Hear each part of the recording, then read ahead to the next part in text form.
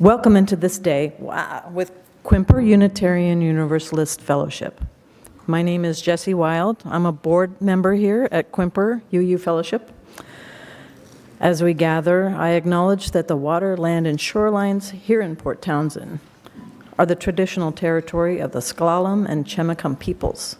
We honor and acknowledge our indigenous members and neighbors and vow to help restore and sustain these homelands. Welcome to all of you, old friends and new, young and old. You are an essential part of our celebration today. Whether today is your first day or your 1000th Sunday with us, we're stronger because you're with us. We are one people of many beliefs, many origins, sexualities, and genders. We're all growing, all learning, all loved. Just as you are, you're welcome here. If you're visiting today, I offer a special howdy and invite you to join us for refreshments and conversation in the fellowship hall after the service. We have a newcomers table near the patio doors, which are outside that door. And our greeters are ready to answer any questions you might have. Welcome to you all again. This morning, we're glad you're here. We have an announcement, and that is our gorgeous flowers today were donated by Rosanna and Saadi Almai, and they are dedicated to Julia Cochran, who does so much for our fellowship. Yeah. Let us settle our minds and calm our hearts.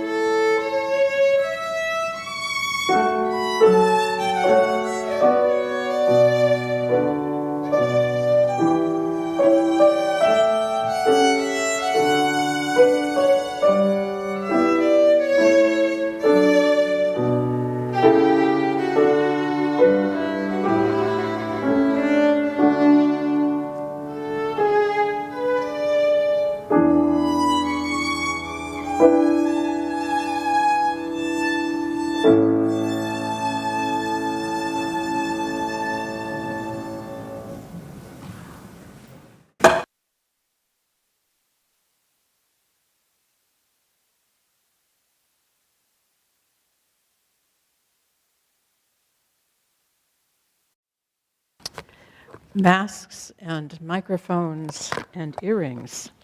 Oh my. Right? This is our life now. Goodness sakes. Okay, well, I'm just going to let it be cattywampus. Good morning. We arrive here bringing with us all the joys of our lives, the pleasure of good sleep, delicious solitude, the steady touch of a beloved nearby.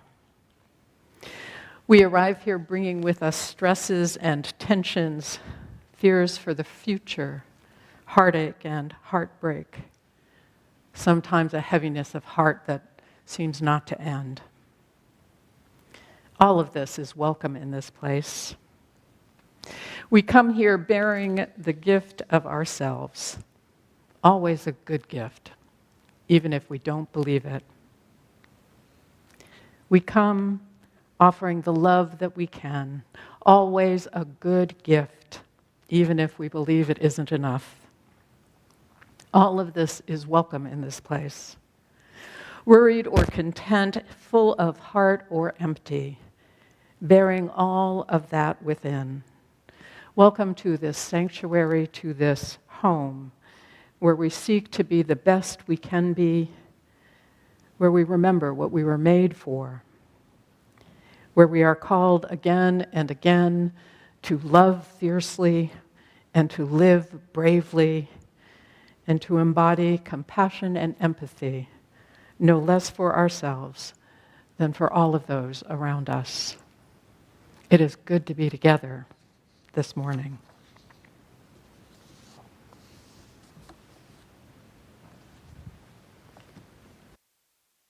I'm Sigrid Cummings. I'm your celebrant today.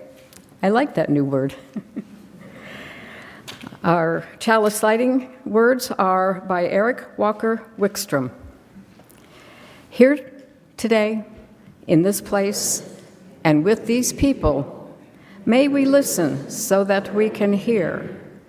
May we hear so that we can feel. May we feel so that we can know. And may we know so that we can change ourselves and this world. May this chalice we light our way.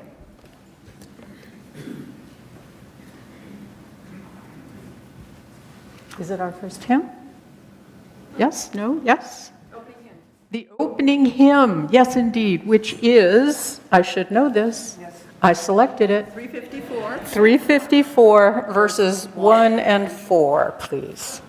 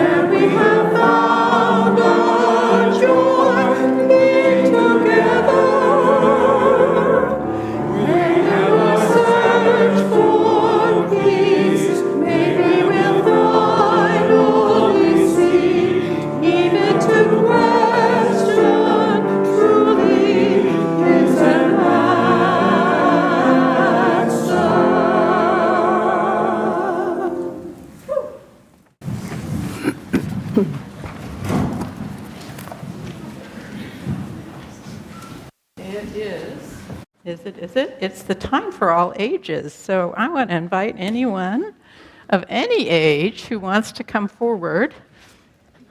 I have my mystery bag with me today. And I have a new paperclip that I just found. Am I lucky or what? Right? Hi, y'all. Hey, y'all. Thanks for coming up. All are welcome at the time for all ages. Okay, you guys. All right, so this is my mystery bag. It has things in it. What do you think I might have in my mystery bag today? A book.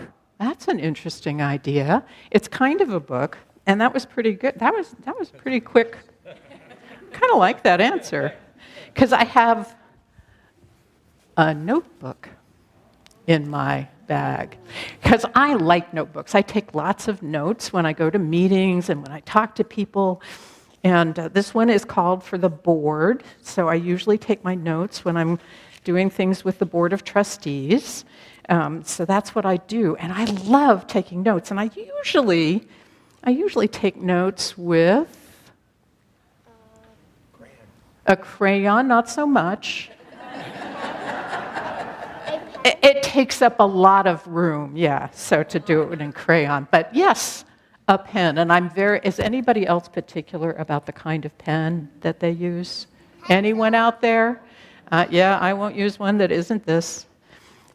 So when I'm taking notes, right? When I'm taking notes, so I'll be writing things. I'm writing things, important things. I write some funny things, and sometimes I make a mistake. What do you do when you make a mistake? Flip the pencil around and use the eraser, but there's one problem. This is a pen. But I cross it out, that's right. But I have actually, as it happens, it's funny you should mention pencils, because I actually have a pencil, but oh my, it's got some black stuff on it, and I could write. It's not extra lead, it's probably some pen ink from when we were moving it. Yeah, so it's probably ink from the pen. So if I'm writing with my pencil and I make a mistake, oh dear, I don't know if y'all back there can see it, but I've made a lot of mistakes with this pencil. And so there is no eraser on the pencil. So what do you think I need? Well, I could cross it out. What else could I do? Grab another eraser. You are so smart. Can someone help me erase? Who would like to help? Let me try over here. Why don't you try to erase some of that? Isn't that kind of magical? Look, it goes away. All right, thank you so much for helping with that. Yeah, so all of the mistakes are gone. Now, why would I be talking about pencils and erasers, do you think? Here at the fellowship in a Sunday service. So I learned something a couple of years ago that I thought was one of the most interesting things about pencils and erasers. So the pencils that we use today, what we call lead is not actually lead, it's graphite, which is a mineral. And a long time ago, like back in the beginning of the 19th century, way back, so this is a couple hundred years ago, when they used graphite and they wrote with it, it would smear like crazy, right? So that if your hand rubbed against it, it would get all smeary and gross, and you'd get all over your hands. It was really not good. It's not fun. So there were people who made pencils, and one of the families that made pencils were the Thoreaus. And some of the adults in the room will know that Henry David Thoreau was a Unitarian back at the early part of the 19th century, and his family made pencils. And they found out that if you put clay in the graphite, then it would not smear so much. This was revolutionary. This is like the internet happening, right? You know, this is incredibly important sort of thing. So pencils, we Unitarians have some responsibility for there being pencils that are really good to use. Now, the other interesting thing that I found out, I was talking to one of my friends, and she said, you know what I found out this week? She and I were on a walk somewhere. She said, you know what I found out this week? She said, Joseph Priestley. Now, that name may not be as familiar to a lot of you, but Joseph Priestley was a British scientist who was also a Unitarian minister, right? Joseph Priestley was one of the first people to start a Unitarian church here in the United States. And the thing that she learned about Joseph Priestley was that he was one of the people who first discovered that if you used sap from a tree, a particular kind of tree, a rubber tree, and you rubbed it over top of pencils, it would erase it. We have erasers and pencils in our history. And I think that's really great.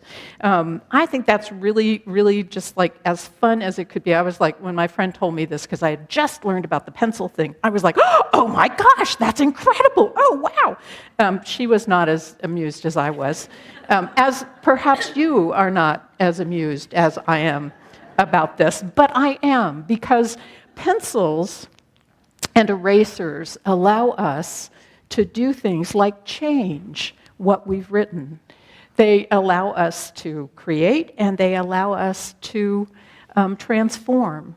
And so we are, I love this, the people of the pencil and of the eraser. And that means we are people who are open to change. And that's one of the things that I love about Unitarian Universalism. And I hope you all appreciate that as well, because it's part of our history. And that's the time for all ages today. I would invite those who are sitting at the aisle to help make an arch, and let us sing sing our folks out to their religious explorations program. Go now in peace, may the Spirit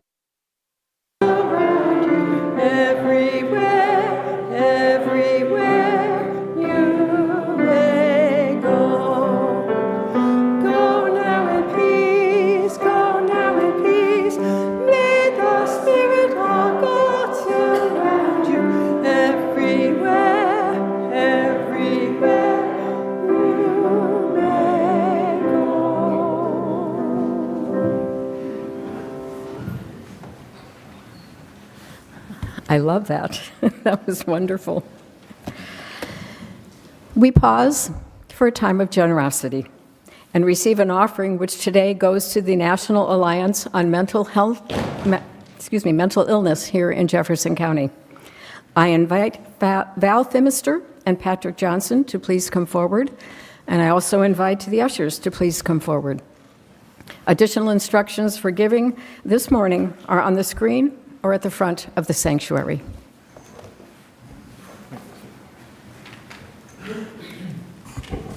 Good morning.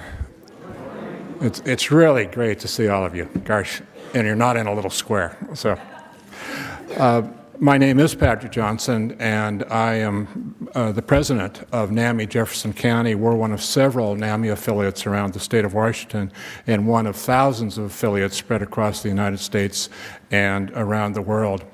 One in five of us has a serious mental illness.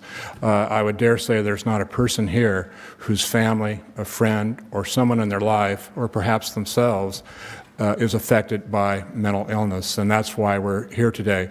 I'm delighted to be with my friend and colleague, Val Thimister, who is one of the rocks of our organization, and I see some other members of our group out here in the in the audience. Val is currently our program manager.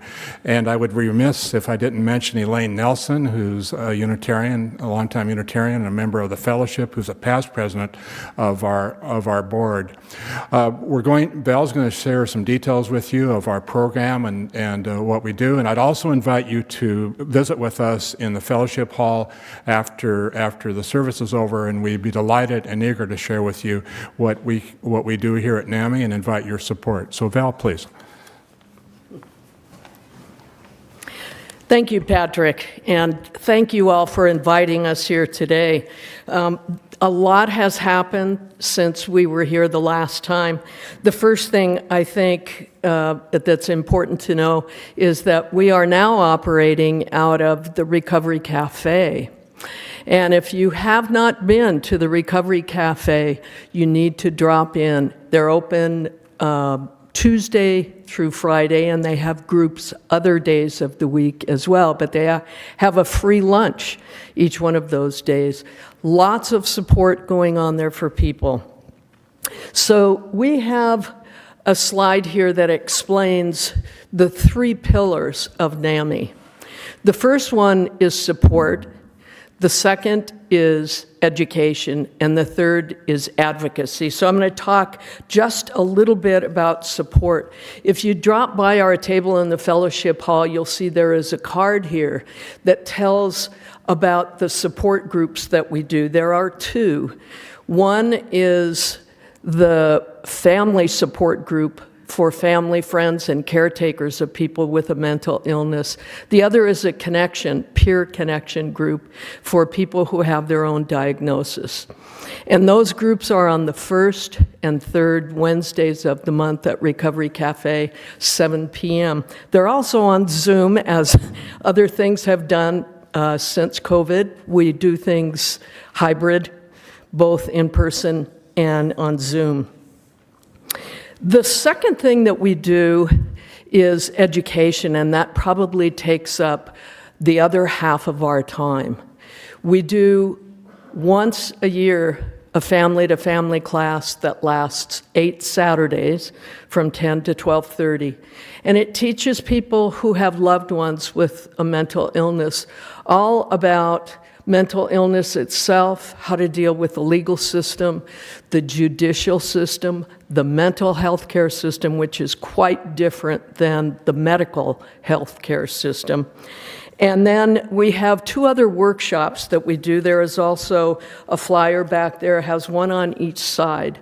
The first one is called Mental Health Basics and Communication Skills, and it teaches people about the basic mental health symptoms, signs and symptoms, and diagnoses, and also teaches communication skills when people are in crisis. The second one is probably the most requested and, in my heart, the most important, and that is Suicide Prevention Intervention Workshop. And in that workshop, we teach people how to recognize signs and symptoms and how to communicate with people and how to help intervene and help support them, get them to the services they need. In this county, we have one of the highest rates of suicide in the state of Washington. State of Washington has 14.6 per 100,000. We have 42 per 100,000. So we have suicide at a much higher rate. It's something we all need to pay attention to. The latest thing that we have been doing is providing education and training for law enforcement officers and first responders. It's called CIT training, critical incident training, and it's something the state requires of all law enforcement officers, and they're also extending it to first responders. So it gives them a chance to understand about mental illness when they go on a call and they have to deal with someone who is in a mental health crisis. So we'll be doing our second one, I think the first week in October. You didn't mention MIAW, did you? No, but you can. Okay, I will.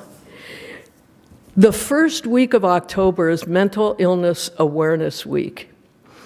And during that time, we receive a proclamation from the City Council and from county commissioners. It helps to raise awareness about mental health in the community and about some of the things that we are doing in this community with our mental health support. The final thing you will see up there is advocacy. We spend a lot of time advocating, and we do that when we go to the City Council and the county commissioners during Mental Illness Awareness Week.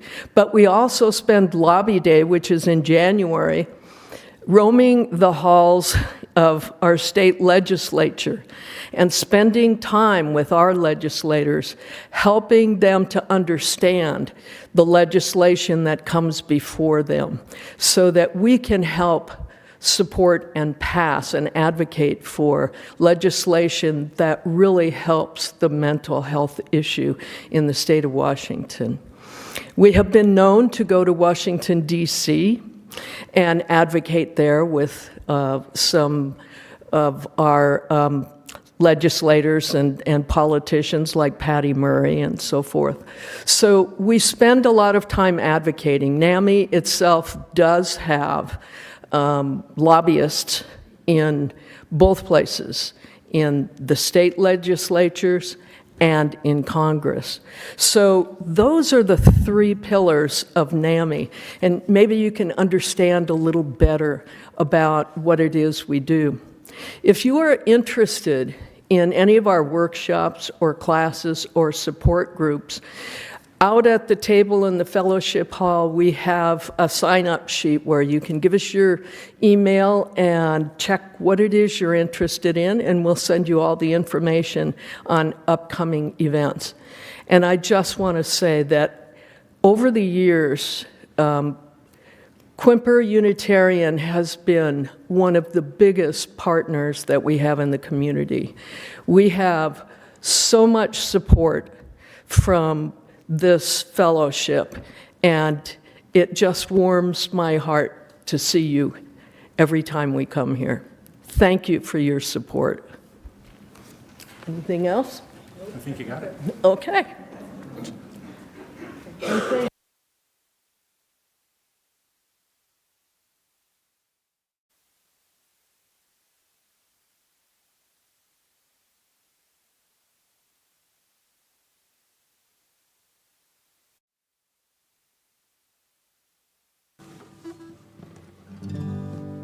Change, one of the greatest themes in our lives.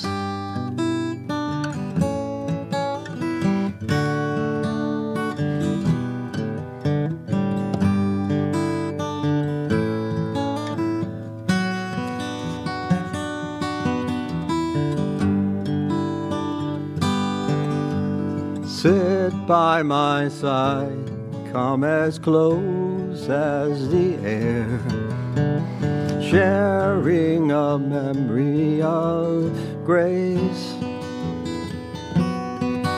and wander in my words and dream about the pictures that I play of changes. Green leaves of summer turn red in the fall, to brown and to yellow they fade, and then they have to die, trapped within the circle time parade of changes. Scenes of my young years were warm in my mind, visions of shadows that shine, till one day I returned and found they were the victims of the vines of changes. The world spinning madly, it drifts through the dark,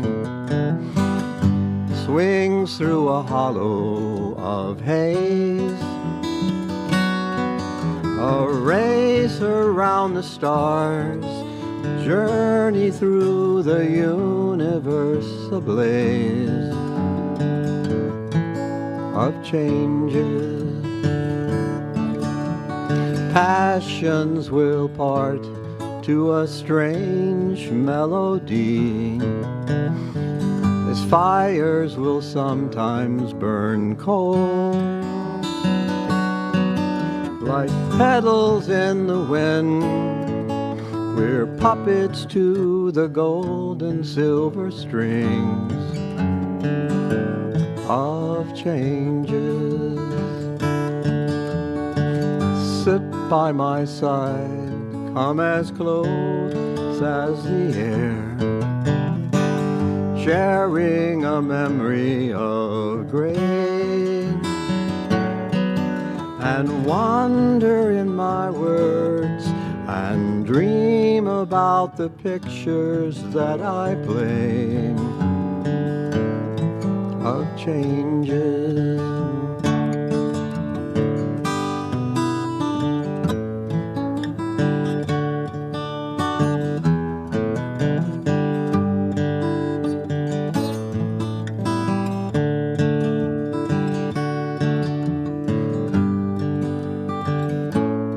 Of changes.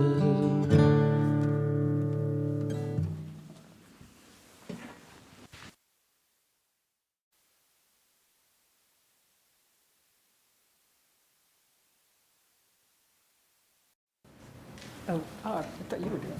Yep. I'm normally the candle lighter. See, it's blue, joys and sorrows. I know. This time is set aside to share the joys and sorrows. We recognize that our personal joys and sorrows are only a fragment of the joys and sorrows of the larger community of life. And thus we place this first stone thinking in particular of our Jewish friends who today celebrate the days of awe with Yom Kippur.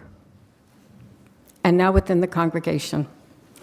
Sherry Irwin shares this joy.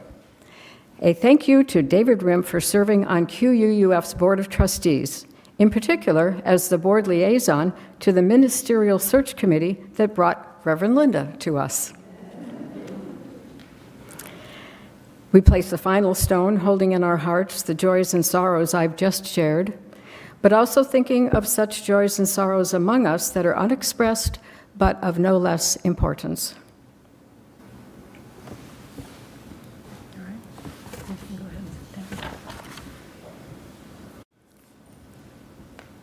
You can go ahead and sit down. Thank you. Thank you.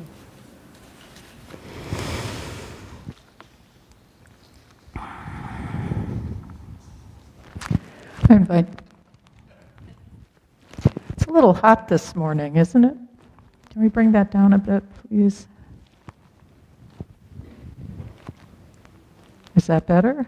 There we go. Now I feel like I'm not yelling at you guys, because I don't want to yell at you guys. I invite you into a few moments of quiet and reflection together. We'll have some words and then a time of stillness. I invite you to settle in, close your eyes if that's comfortable. And these words. Spirit of love and life, you who are woven into the world, you who connect our small lives to the intricate workings of the universe, we pause in these moments to remember. So often we move through life unthinking, reactive, numbed by the worries of the world. Remind us that our foolish certainties can bind us and that petty worries can consume our hearts. Remind us to stop, to choose, to breathe, to be aware. In these few moments of quiet, may we recommit ourselves to a life of conscious living. And may we pause in gratitude for the gift of life that is ours today.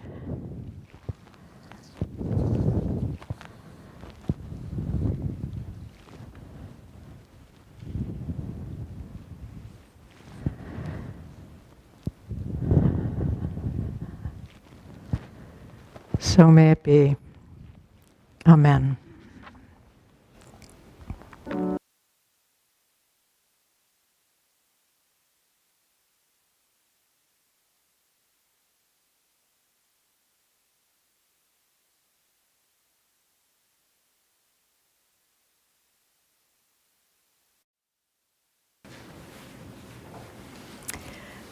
This morning's reading is Fear by Khalil Gibran. It is said that before entering the sea, a river trembles with fear. She looks back at the path she has traveled, from the peaks of the mountains, the long, winding road crossing forests and villages. And in front of her, she sees an ocean so vast that to enter there seems nothing more than to disappear forever. But there is no other way. The river cannot go back. Nobody can go back. To go back is impossible in existence. The river needs to take the risk of entering the ocean because only then will fear disappear. Because that's where the river will know it's not about disappearing into the ocean, but of becoming the ocean.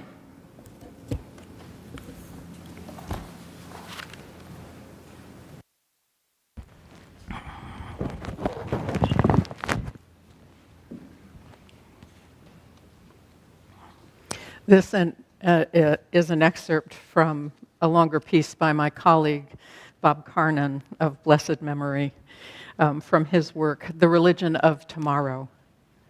I'm sorry? Did I do it again? I did it again. Okay. That's, 2 weeks running. Yeah. Mm-hmm. Excuse me, what? Well, no, I have a second reading, and then I invite you all up. Okay. So I didn't. Okay, good. Just 1 week. The Religion of Tomorrow by Bob Carnan. Great numbers of people speak of these matters of the spirit, some foolishly, many with utter sincerity, most haltingly and self-consciously. How do we know that such a thing is happening for real and in truth among us? How can we look to the future if we do not know that what we look at is true and genuine or a farce? How do we know ours is a relationship as a small religious movement that embodies giving and receiving, that can fill the soul and give strength and courage and love sufficient for the days to come? Friends, there is no way to know, to measure for a certainty, save in the moral conscience that leads each and every one of us to do what we can and must in the sense of beauty and honesty and truth-seeking that we nurture in our lives and with which we gift one another.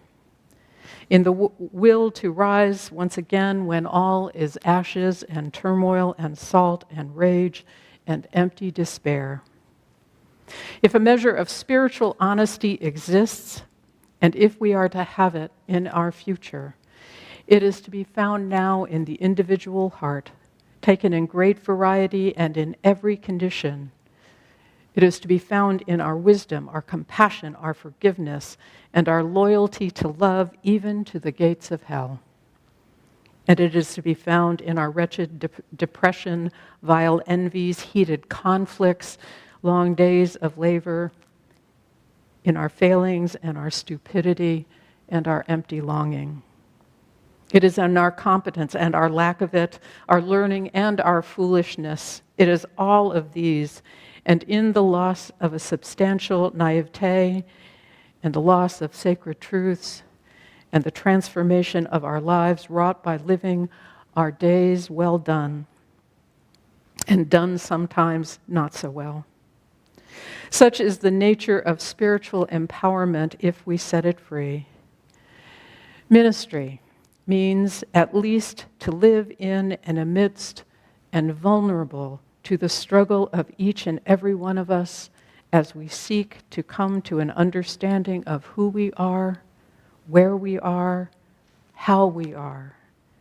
And ministry means more so to help us raise up a vision of where it is we must go as a people, and invite us, if we need the invitation, to join hearts and hands to get us there. Let us not fail miserably by holding up a dose of religion when it is sacred, living presence we seek. Excellent religion is always revolutionary, transformative, a pointing in human terms to greater than human realities. The religion of tomorrow is to be found not in our great analyses and pungent minds and fevered millennial learning. It is to be found in our hearts. Now, as we live with love and courage in the ever-present world that also gives us emptiness and despair. There ends the reading for this morning.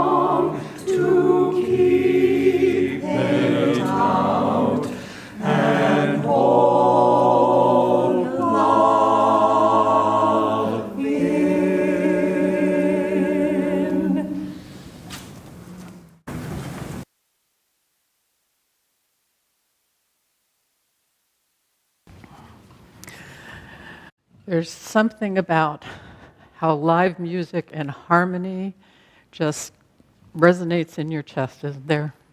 Thank you, choir and director. There's a cartoon that I have quoted upon occasion that I think is from Calvin and Hobbes, but I'm not quite sure. I couldn't find it again. I was looking for it these last couple days. In it, if memory serves, Calvin is on his way to school, ready to give a report on Venezuela. He is confidently noting to himself that he is prepared and that he knows he is surely going to get an A for his grade and perhaps a medal for having the best presentation ever. You know how Calvin can be. Then comes the frame where he is seated at his desk, smiling, ready to get up and deliver this as the teacher announces that he will come forward and offer his report on Brazil. Have you been there, friends? Woo! He panics, and then as he gets to the front of the room, he says, Venezuela, a country very much like Brazil, has a population of, and carries on from there.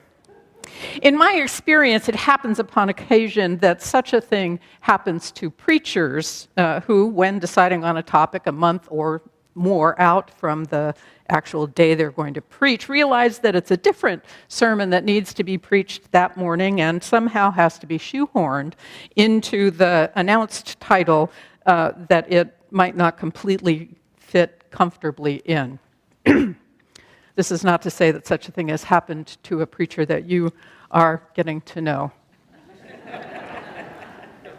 Except to say that on Thursday at my last meet and greet, I wound up offering a history of the Unitarian Universalist principles which, as many of you would know, are in the midst of a review and possible revision. And I realized that that larger story of the principles was exactly what I needed to be preaching today. So rather than a more general reflection on change, we'll be considering that longer story and larger story of the UU principles and ways in which they have unfolded and are continuing to unfold. It is a story of change at a very deep level for many people. You see, it was in 1961. This is the year of consolidation for the Unitarians and the Universalists. It was at that point that the first principles were crafted. The two denominations had been working together for nearly a century, sharing religious education resources. There was cooperation among the women's groups in the two denominations. And in the 1950s, the youth led the way by the merger of the Universalist and Unitarian youth groups, creating LRY, which some of us have been in. There are a few, there are a bunch of LRYers here. This is so crazy. So liberal religious youth. So incorporating in the state of Massachusetts, which the UUA is incorporated there, they were required to include a statement of principles and purposes. And in order to create those statements, separate gatherings of Universalist and Unitarian ministers sat in their separate rooms. I will note that these were all white and male ministers. They were all sitting in their room writing drafts, and they'd meet together and they'd negotiate, and then they'd go back to their rooms and write some more and come back and negotiate. And they finally came up with these statements. So the slide can go up. I'm going to read it because it's going to be hard. Well, actually, it's not hard to read, is it?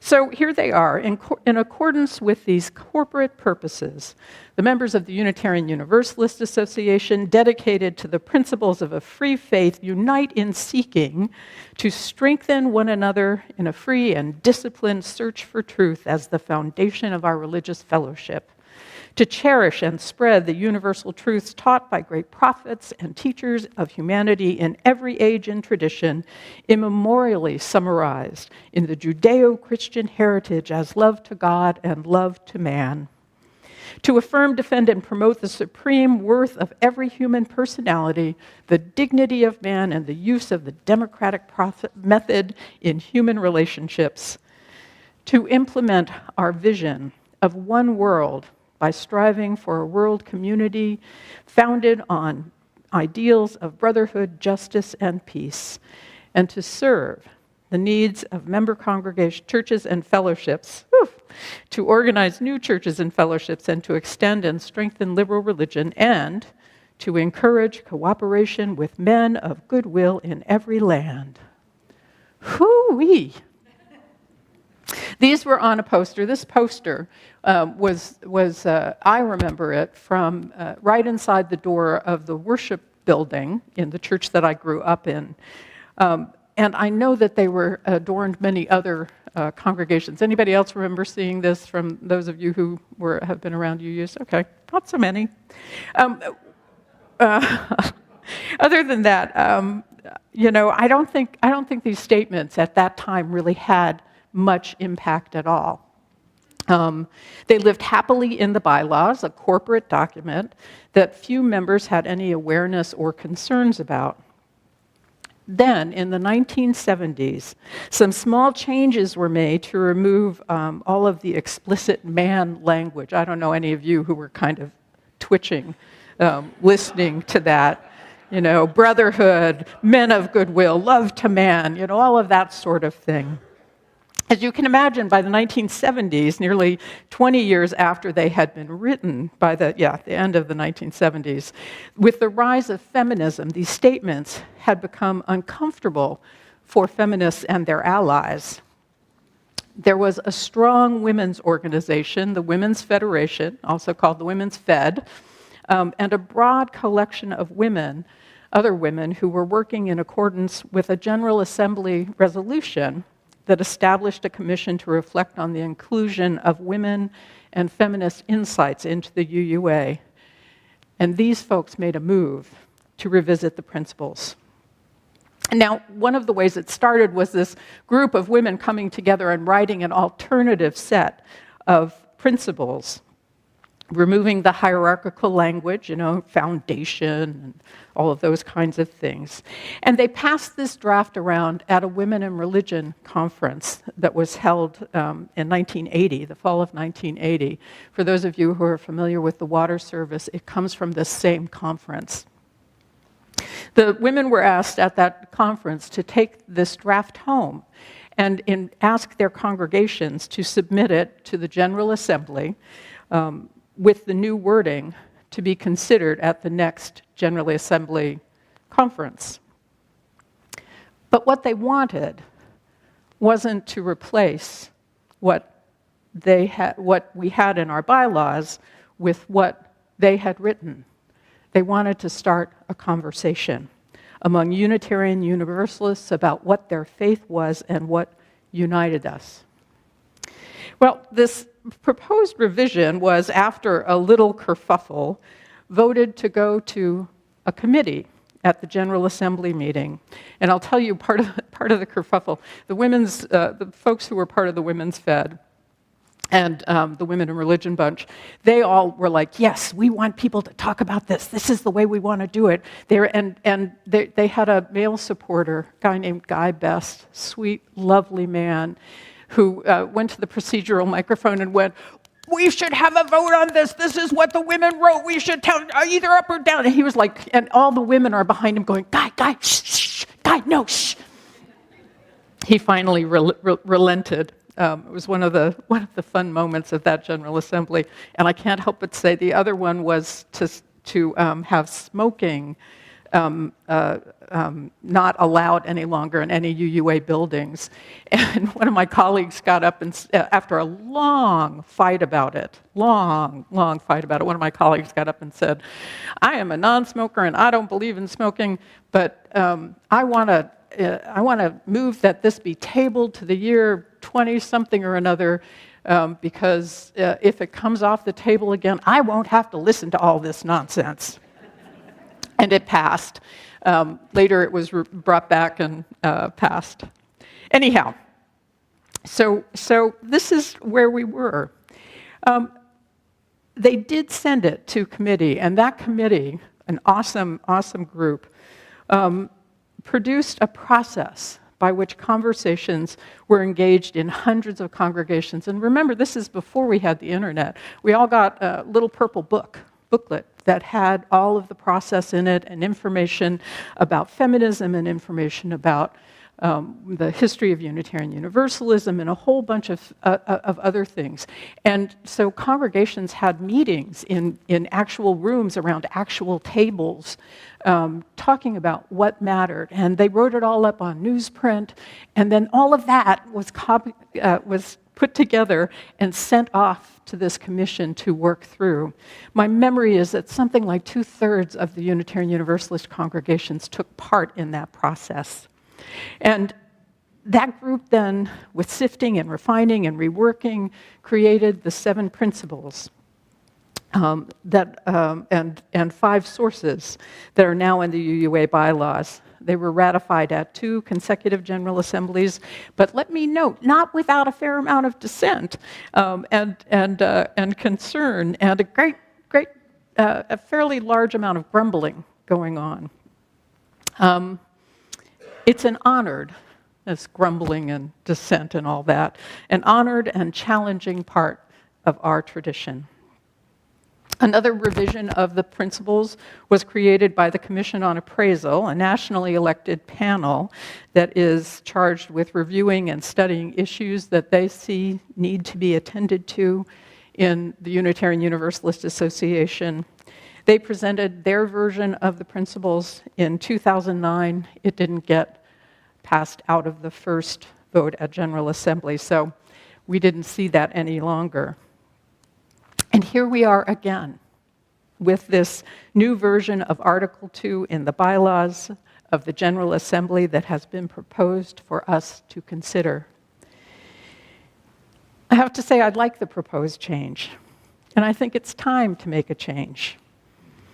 I love the principles, and they will always be a part of my heart.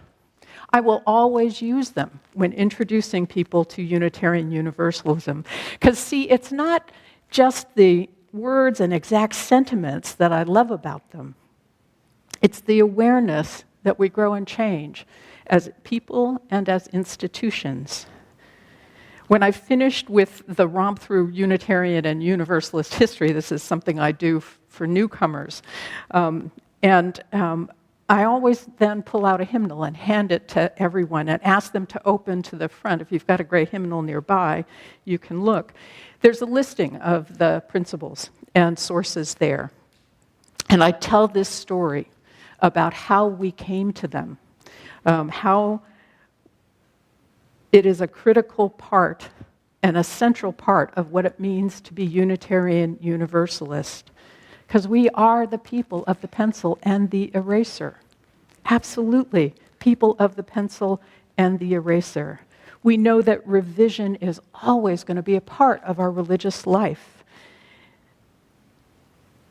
And also that as we know better, Maya Angelou suggests to us, we need to do better.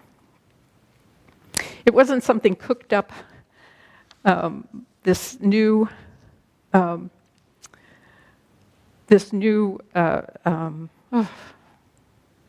goodness sakes.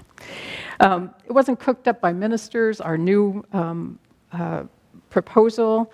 It wasn't, they weren't in conference rooms and they weren't fighting with each other. It didn't come from some divine inspiration.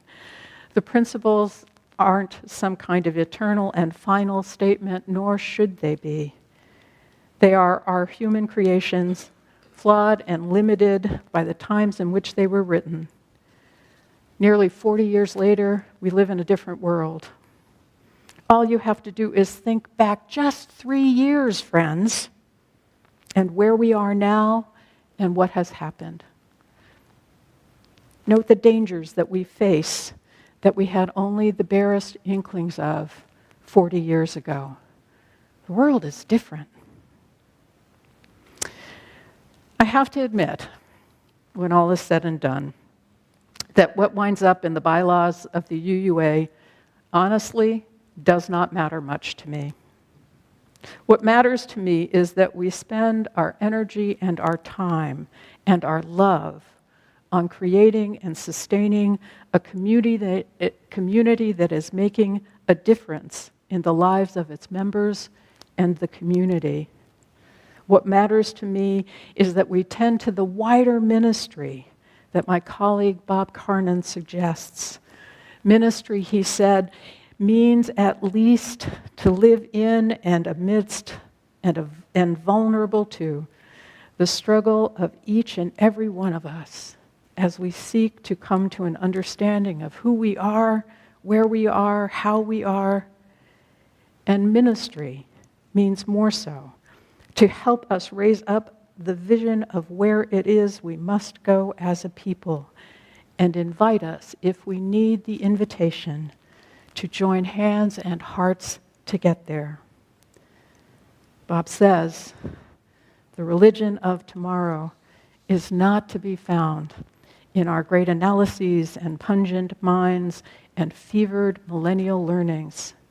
It is to be found in our hearts now, as we live and love with courage in the ever-present world that also gives us emptiness and despair. We are to be called forward in love. So may it be for us. Amen.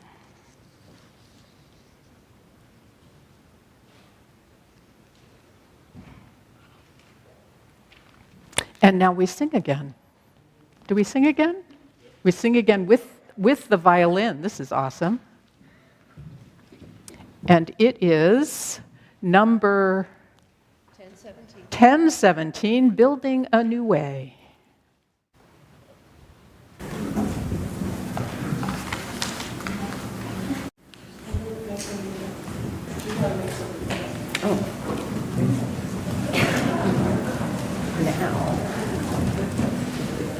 Like that. Okay, good.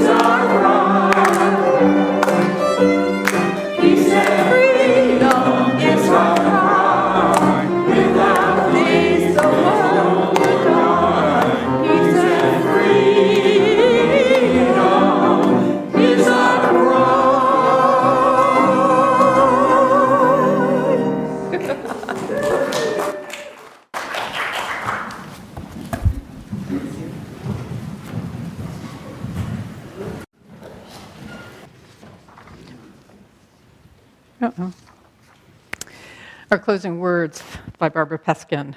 Because of those who came before, we are. In spite of their failings, we believe. Because of and in spite of the horizons of their visions, we too dream. Let us go remembering to praise, to live in the moment, to love mightily, and to bow to the mystery. So may it be. Amen.